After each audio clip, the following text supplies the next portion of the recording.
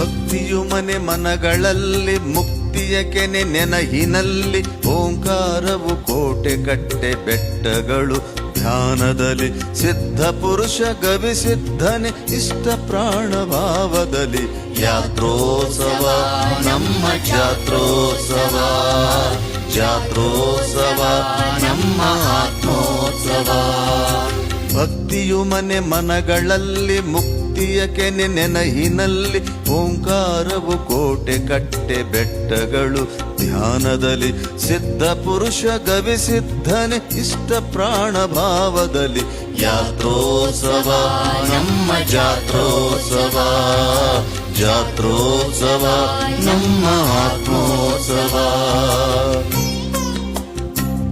ಅರಿವಿನ ಜಾತ್ರೆ, ಆನಂದದ ಯಾತ್ರೆ, ದಕ್ಷಿಣ ಭಾರತದ ಕುಂಭಮೇಳವೆಂದು ಪ್ರಸಿದ್ಧ. ಮಠದೊಳಗಣಗಿರಿ ಗುಹೆಯೊಳಗೆ ದೀಪದ ಬೆಳಕಿತ್ತ